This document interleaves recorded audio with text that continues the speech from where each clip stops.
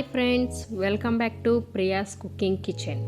ಇವತ್ತು ನಾನು ಮಾಡಿರೋ ಹೊಸ ರೆಸಿಪಿ ಎಣ್ಣೆ ಬದನೆಕಾಯಿ. ತುಂಬ ಚೆನ್ನಾಗಿರುತ್ತೆ. ದೋಸೆ ಚಪಾತಿಗಂತೂ ಹೇಳಿ ಮಾಡಿಸಿದ್ದು. ನೀವು ಒಂದ್ಸಲ ಮನೇಲಿ ಟ್ರೈ ಮಾಡಿ. ತುಂಬ ಕಮ್ಮಿ ಇಂಗ್ರೀಡಿಯೆಂಟ್ಸಲ್ಲಿ ಒಳ್ಳೆ ಟೇಸ್ಟಿಯಾಗಿರುತ್ತೆ ನೋಡಿ. ಫಸ್ಟು ಬದನೆಕಾಯಿ ಎಲ್ಲ ನೀಟಾಗಿ ವಾಶ್ ಮಾಡಿ ಈ ಥರ 4 ಪೀಸ್ ಮಾಡಿಕೊಂಡು ಉಪ್ಪು ನೀರಲ್ಲಿ ನೆನೆಸಿಟ್ಕೊಂಡಿದ್ದೀನಿ. ಇದಕ್ಕೆ ಮಸಾಲೆ ರೆಡಿ ಮಾಡ್ಕೊಳ್ಳೋಣ. ಈ ಮಸಾಲೆಗಳನ್ನೆಲ್ಲ ಚೆನ್ನಾಗಿ ಫೈನ್ ಪೇಸ್ಟ್ ಮಾಡ್ಕೊಬೇಕು.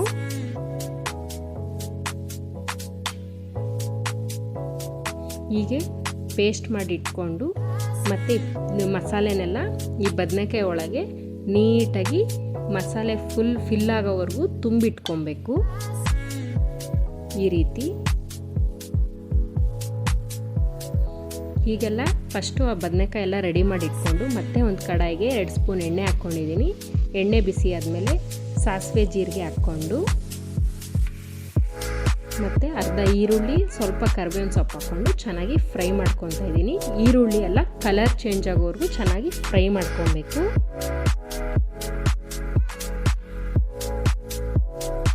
ಈರುಳ್ಳಿ ಎಲ್ಲ ಈ ಥರ ಸ್ವಲ್ಪ ಕಲರ್ ಚೇಂಜ್ ಆಗಿದೆ ನೋಡಿ. ಈಗ ಆ ಮಸಾಲೆ ತುಂಬಿಟ್ಕೊಂಡಿದ್ದಂಥ ಬದನೆಕಾಯಿಗಳನ್ನೆಲ್ಲ ಹಾಕಿ ಇದು ಬದನೆಕಾಯಿ ಕಲರ್ ಚೇಂಜ್ ಆಗೋವರೆಗೂ ಚೆನ್ನಾಗಿ ಈ ಥರ ಫ್ರೈ ಮಾಡ್ಕೊಳ್ಳಿ. ಈ ಥರ ಬದನೆಕಾಯಿ ಕಲರ್ ಎಲ್ಲ ಚೇಂಜ್ ಆದಮೇಲೆ ಮಿಕ್ಕಿದ್ದಂಥ ಮಸಾಲೆನೆಲ್ಲ ಹಾಕಿ ಇದನ್ನು ಚೆನ್ನಾಗಿ ಫ್ರೈ ಮಾಡ್ಕೊಬೇಕು.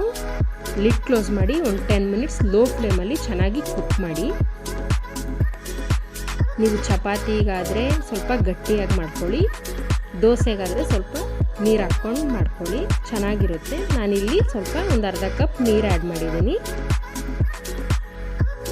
ಈ ಥರ ಚೆನ್ನಾಗಿ ಕುದಿ ಬಂದಿದೆ ನೋಡಿ. ನಮ್ಮ ಎಣ್ಣೆ ಬದನೆಕಾಯಿ ರೆಡಿ ಆಗಿದೆ. ಈ ಎಣ್ಣೆ ಬದನೆಕಾಯಿನ ನೀವು ಒಂದ್ಸಲ ಮನೇಲಿ ಟ್ರೈ ಮಾಡಿ ಹೇಗೆ ಬಂದಿದೆ ಅಂತ ಕಮೆಂಟ್ ಮಾಡಿ. Thanks for watching.